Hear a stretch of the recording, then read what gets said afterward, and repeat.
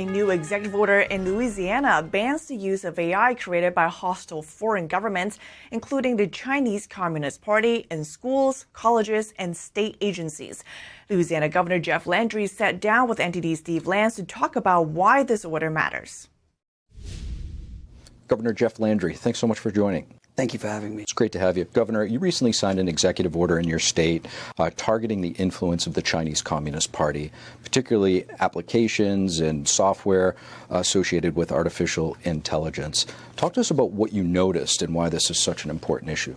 Well, what happened was it came to my attention that some of the college administrators and professors and then students were utilizing DeepSeek on the university equipment. And I was like, we can't have that.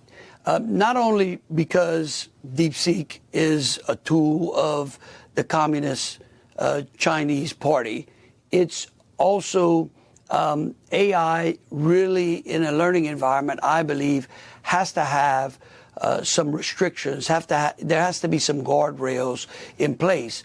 There's this big hype about AI, and it's a great tool, but it's only as good as what you put in is what you're going to get out. And so we put out an executive order that really kind of wrapped all of those things up into one.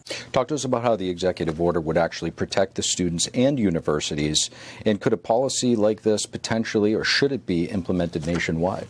Well, certainly, I don't think any American citizen should be using DeepSeek. That's number one. Because if they knew, because again, everything you do on DeepSeek is going to the Chinese government. And that means they get to build a bigger, better profile on you. That's the danger of using AI. You really have to understand what product you're using, because everything you put in is being kept as you. Because again, you go on and on and on with it, asking them different questions about different things.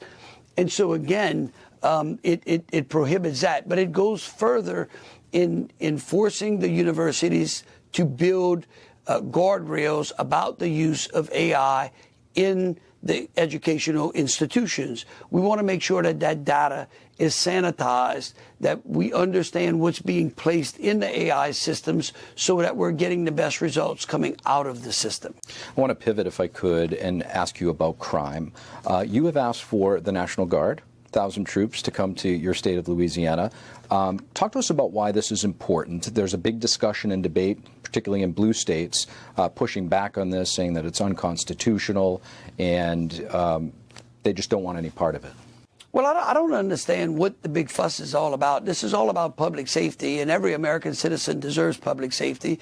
You certainly shouldn't get a greater amount of safety if you're a Democrat or a Republican. You should get the best safety out there if you're an American citizen in our nation.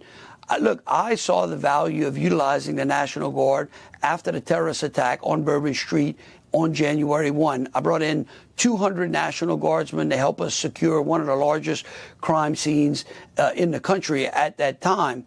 The city of New Orleans, as is many other major cities, have been under federal consent decrees that were put in place under the Obama administration when Eric Holder was the Attorney General. Those consent decrees basically place the police departments under federal control. The effect of that in New Orleans were 700 New Orleans police officers short. That means we don't have the manpower in that city. Before President Trump came in, we brought in the Louisiana State Police to try to get control of that city. We had some real good impact and effect. Having the president come in and help us bring in federal resources only will further enhance what we're already doing and make the city even safer. To your point, we've seen a federal judge block the National Guard from entering the state of Illinois. Meantime, in front of federal facilities, the ICE detention facility, you have Illinois State Police filling in that role. And clearly you can see it's depleting the police force. It's really weighing on them and preventing them from preventing other crimes and patrolling that they would be doing otherwise. Well, the question is for those elected officials in blue states, like the governor of Illinois, it's like, whose side are you on? The criminals or the citizens who want safety. You evidently were not doing a good job before the president wanted to deploy the National Guard, right? So why don't you take some help and allow those boots on the ground? But if you don't want it, we'll take it. I will do and go to any measure necessary in order to keep the citizens of Louisiana safe and to get control of our major cities. On that topic, if you could, talk to us about what we're hearing in the news, particularly today. I heard it's trending, the Louisiana lockup facility. Oh, yes, we got a great one. Yeah.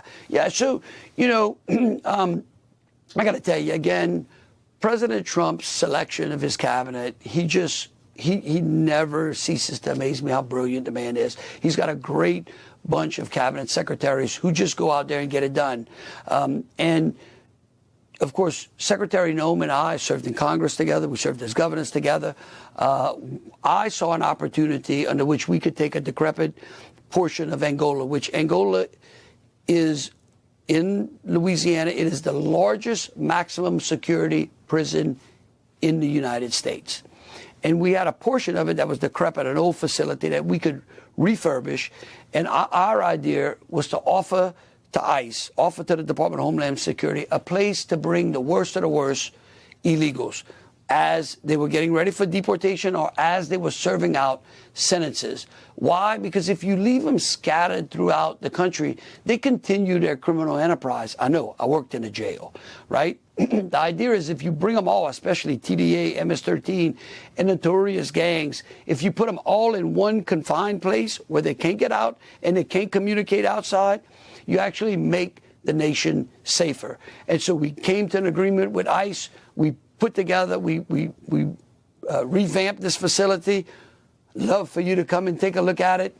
It is called the Louisiana Lockup. It's on 18,000 acres. It's surrounded by swamps and woods, swamps with alligators and woods with bears, and nobody wants to get out of there.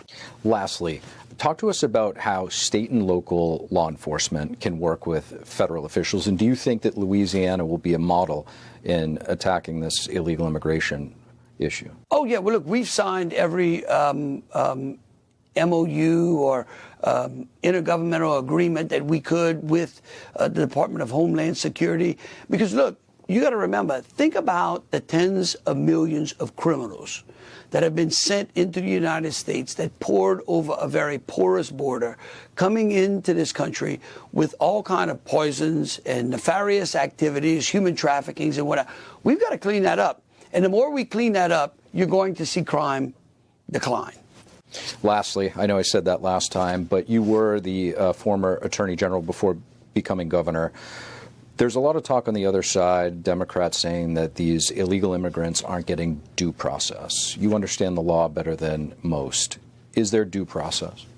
Yes, there's a whole process on how you process an illegal, on someone who comes into this country, okay, illegally. That's the most important part. These people came into the country illegally. That means they broke the law. That's pretty common sense, very plain speak. I tell you what, there's way more due process in the United States than there is in any other country. Anyone who says that, I challenge them to go try to illegally enter another country. Like, try to go illegally enter Mexico and see what kind of due process you get. You end up in jail with not even being able to make a phone call. Governor Jeff Landry, really appreciate your insights. Thank you.